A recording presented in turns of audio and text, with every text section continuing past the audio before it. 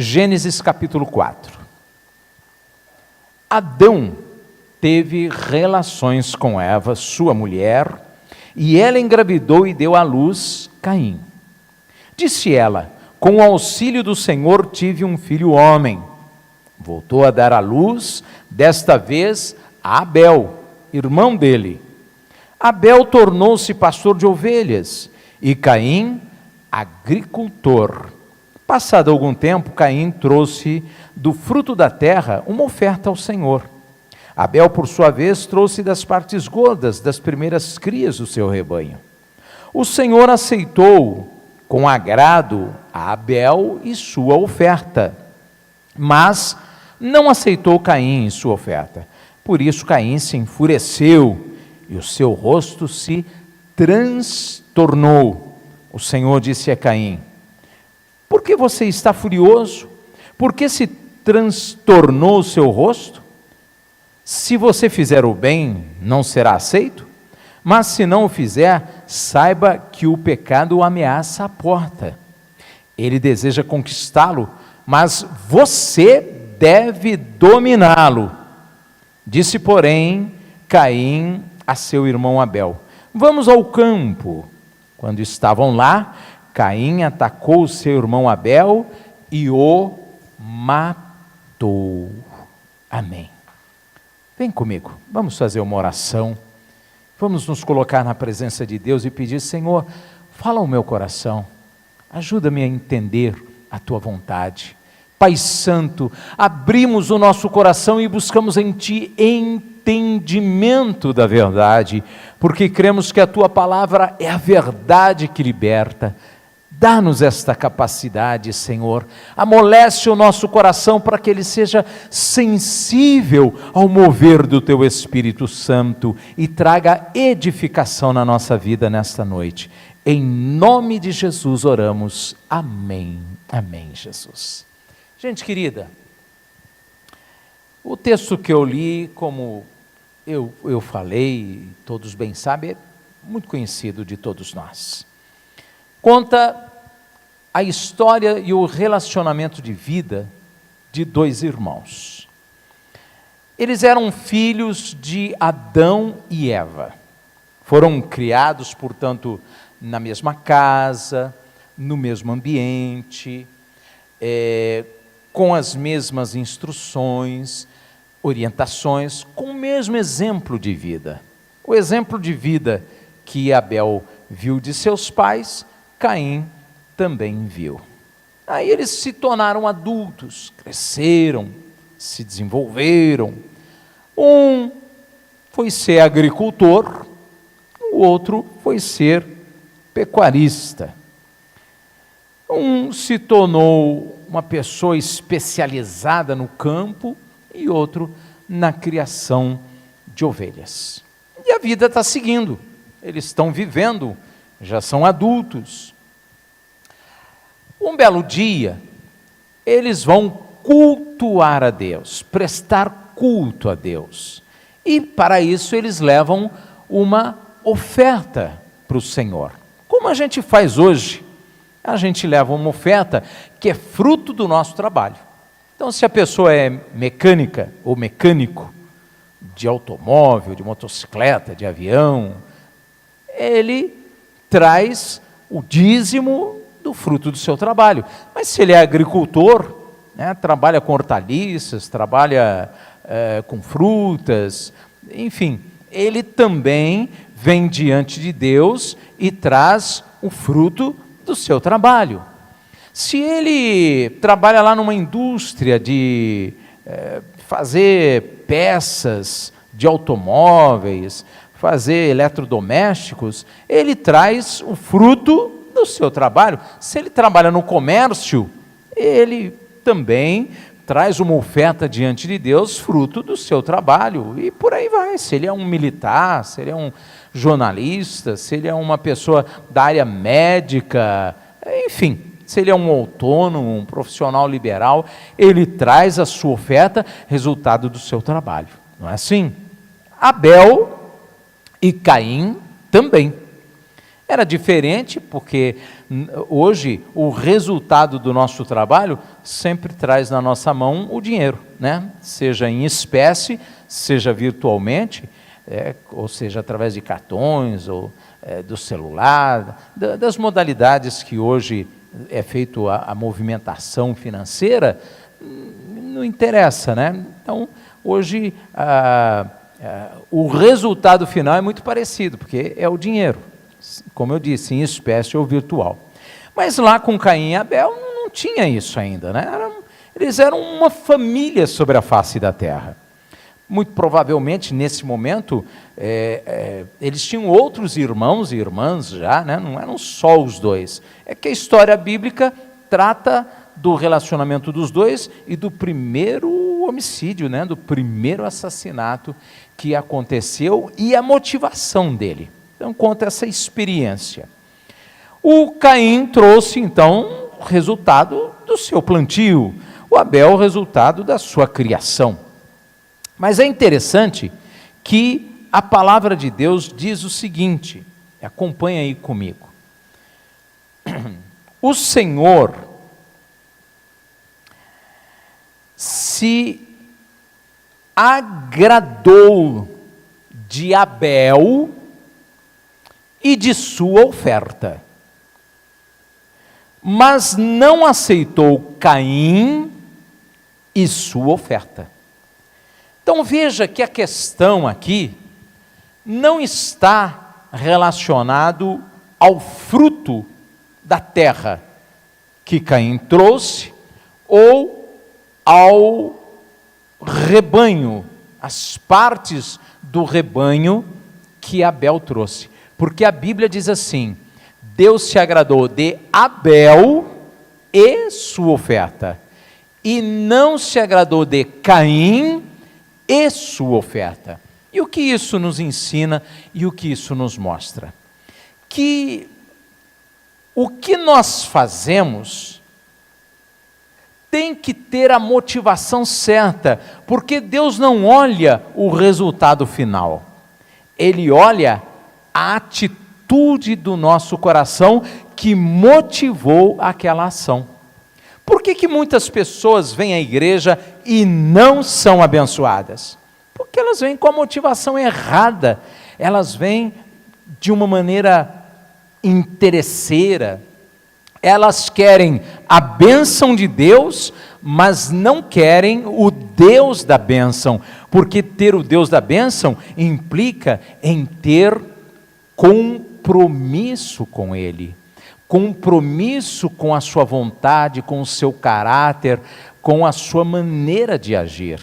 E as pessoas, muitas delas, talvez uma grande maioria, não quer esse compromisso com Deus, quer a liberdade que Deus permite, sem, contudo, ter responsabilidade com essa liberdade. E nós vemos isso. O Caim, tal como Abel, aprenderam de Adão e Eva, que aprenderam do próprio Deus, como é que se devia cultuar a Deus, prestar reverência a Deus. E eles faziam isso, está aí. Não tinha igreja como hoje, não tinha templo como lá no Antigo Testamento, em Jerusalém, ou como no deserto, no tabernáculo, mas havia um culto diante de Deus. Era algo bem mais simples no que diz respeito ao cerimonial, mas era algo importante diante de Deus, aceitável diante de Deus. Mas a questão é, Deus não estava olhando para o resultado do plantio do Caim, e nem tampouco para as ovelhas do Abel. Não é isso que Deus está interessado. Assim como quando você oferece alguma coisa para Deus, Deus não está interessado em ver, por exemplo, no caso de ofertas, o valor. Não. Até o apóstolo Paulo ensinou assim, olha, cada um contribua segundo propôs no seu coração, não com tristeza, nem com necessidade, porque Deus ama aquele que dá com alegria. Veja, a motivação. Claro que quem dá com alegria, quem dá com comprometimento, dá o seu melhor. E o meu melhor é diferente do seu, que é diferente da outra pessoa também. Cada um tem o seu melhor. E a gente não pode comparar os melhores, porque é diferente. E Deus não está olhando para essa diferença, mas olhando para o nosso coração, para a nossa atitude. Por isso o texto diz: Deus se agradou de Abel e, portanto, aceitou sua oferta. Deus não se agradou de Caim e, portanto, não aceitou a sua oferta. E aí há uma reação, uma revolta, um furor, um transtorno na vida do Caim. Tanto que Deus o questiona, né? Por que você está furioso? Versículo 6.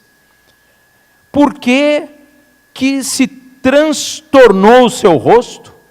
O que aconteceu, Caim? Agora veja o que Deus diz. Se você fizer o bem, não será aceito? Veja que o que Deus está tratando aqui é o que sai de dentro do nosso coração. Se você fizer o bem, você será aceito.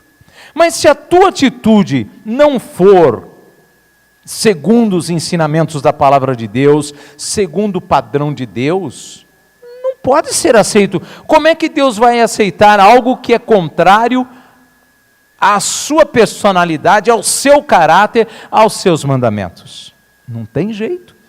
Nós que somos seres humanos, falhos, limitados, não aceitamos. Quanto mais Deus. E ele diz: mas se não o fizer, quer dizer, se você não mudar o seu comportamento, saiba que o pecado o ameaça à porta. Ele deseja conquistá-lo. Veja, o pecado o ameaça à porta e o pecado deseja conquistá-lo. Mas olha, preste atenção. Você deve dominá-lo. Ou seja, resistir à tentação, lutar contra ela e vencê-la. Deus disse isso já para Caim, há milhares de anos. É nossa responsabilidade dominar esse sentimento mau que quer nos conquistar, como diz o texto da palavra de Deus. Mas a gente tem que resistir firme, no nome do Senhor Jesus. Olha, preste atenção.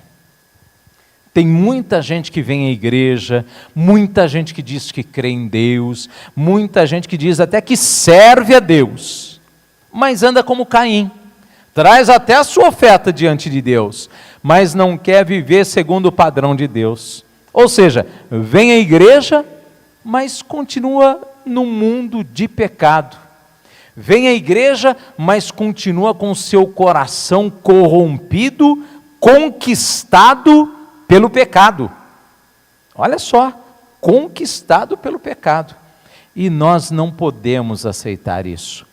Tem pessoas que vêm à igreja e, ao invés de se transformar num bom pai, num bom marido, continua uma peste dentro de casa. A mesma coisa com mães e esposas. Continuam pessoas ruins, que dividem ao invés de somarem, né, e agregarem e trazerem para perto de si. Tem filhos que vêm à igreja e continuam mentirosos, rebeldes, desobedientes aos pais, causam muito mais vergonha do que alegria na vida dos pais. Tem gente que vem à igreja e se diz convertido e servo de Deus e continua, olha só, um péssimo funcionário ou patrão ou chefe. Ao invés de ser uma bênção na vida das pessoas, é uma praga. Tem gente que vem à igreja e fala assim: eu vou ser um fiel dizimista, mas faz que nem Ananias e Safira. Você lembra da história lá com o apóstolo Pedro, que está registrado em Atos dos Apóstolos? A palavra de Deus que diz que eles eram mentirosos nesse quesito. E olha, é da nossa opção, nós não somos obrigados a fazer nada. Mas se decidimos ser obedientes, a obediência exige obediência. Não tem meia obediência, né? É como pecado, não tem pecadinho, pecadão. É pecado. E desobediência é desobediência. Gente, essa palavra é muito importante, porque nós estamos no meio de uma campanha, minha família no altar de Deus. E Adão e Eva tiveram a sua família no altar de Deus. Caim e Abel estavam aqui, no altar de Deus. Mas não basta estar fisicamente no altar de Deus, se o nosso coração não estiver lavado e remido no sangue do Cordeiro. Se verdadeiramente a gente não tiver nascido de novo, e nascer de novo quer dizer ser uma nova criatura, um homem novo, uma mulher nova, mentalidade nova. Aquela antiga, humana, mundana, carnal, morreu. Agora a mentalidade é de Cristo. Já não somos nós quem devemos viver, mas Cristo através da nossa vida. Você quer a tua família no altar de Deus? Então você precisa entrar na presença de Deus com o coração segundo o coração de Deus, como fez Abel. Não adianta ir para o culto a Deus, não adianta ir para ofertar a Deus com o coração igual de Caim. Deus não vai aceitar. Pode ser Caim, pode ser a filho de Adão e Eva, mas se o coração não é um coração segundo o coração de Deus, Deus não aceita.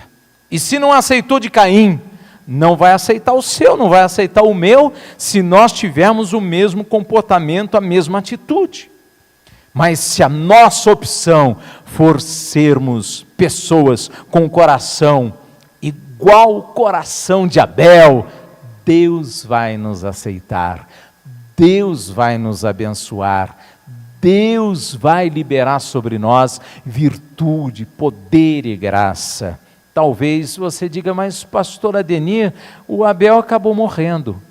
Mas olha, nós temos aprendido que a morte não é uma condenação para os que morrem em Cristo Jesus. Aliás, o apóstolo Paulo falou, gente, olha, eu preferia já ter morrido, porque estar com Cristo é muito melhor do que continuar aqui nessa vida. Mas eu ainda tenho uma missão a cumprir, e eu vou ficar firme no cumprimento dessa missão até chegar ao fim. Quando chegar ao fim, eu vou então estar convicto de que combati o bom combate, acabei minha carreira, guardei a minha fé, que foi o que ele falou já no final da sua vida, não é? E isso tem que ter, a convicção disso tem que estar dentro do nosso coração. Ou seja, o sermos fiéis a Deus, o termos um coração segundo o coração de Deus, não nos imunizará necessariamente dos problemas da vida, de situações perigosas e até da morte. Quantas pessoas queridas nós já perdemos ao longo desse praticamente um ano de pandemia? Não é só para falar do problema de saúde causado pelo coronavírus. Quanta gente querida nós já vimos partir. Mas o fato deles terem morridos não quer dizer que eles foram condenados ou de que eles perderam. Não. Em Cristo Jesus, nós sempre ganhamos. Jesus disse, ainda que esteja morto, viverá.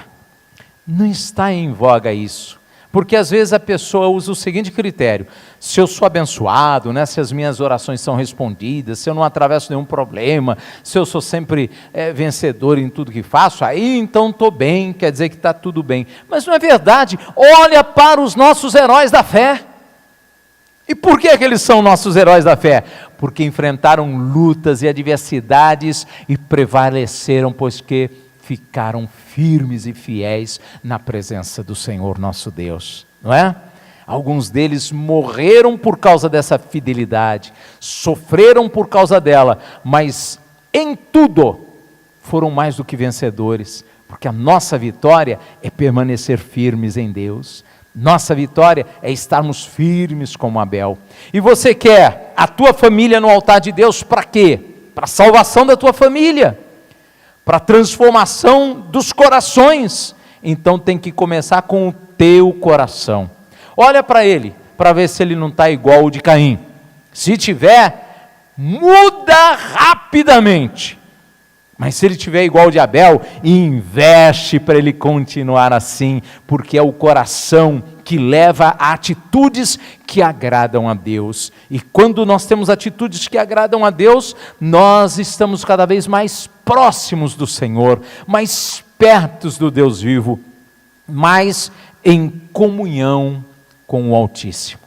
E sabe, gente, mesmo ouvindo essa palavra abençoada e poderosa, porque a palavra de Deus é o poder de Deus para a salvação de todo aquele que crê, portanto é uma palavra de poder, de transformação, mesmo ouvindo, muita gente não dá ouvidos e endurece o coração.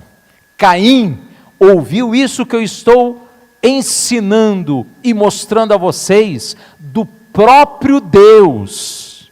Mas olha o que aconteceu.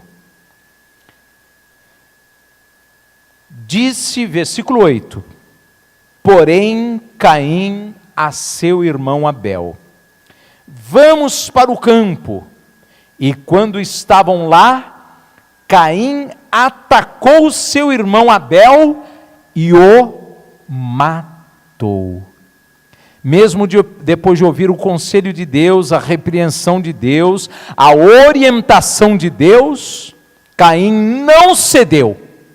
Seu coração continuou endurecido a ponto de levá-lo a matar, gente, assassinar o próprio irmão.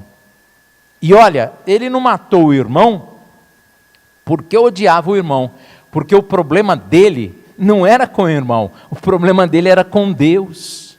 Ele não estava furioso com Abel, ele estava furioso com Deus, porque foi Deus que não aceitou a Caim e a sua oferta. Não foi Abel. Abel não tinha nada com isso. E tem muita gente que é assim, fica revoltado com Deus. Ah, porque Deus não me ouviu, é porque Deus deixou acontecer aquilo, ah, porque se Deus é Deus, por que a situação está dessa maneira? Esse tipo de comportamento, esse tipo de atitude demonstra a incapacidade da pessoa de estar na presença de Deus, de se sujeitar a Deus, reconhecendo-o como seu Senhor, seu dono, seu Salvador.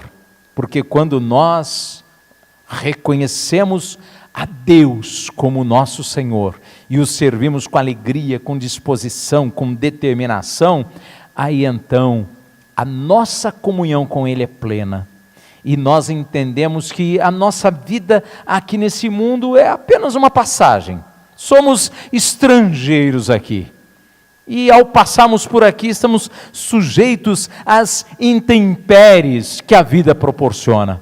Mas vamos passar e vamos chegar lá do outro lado mais do que vencedores, porque a nossa vitória vem do Senhor.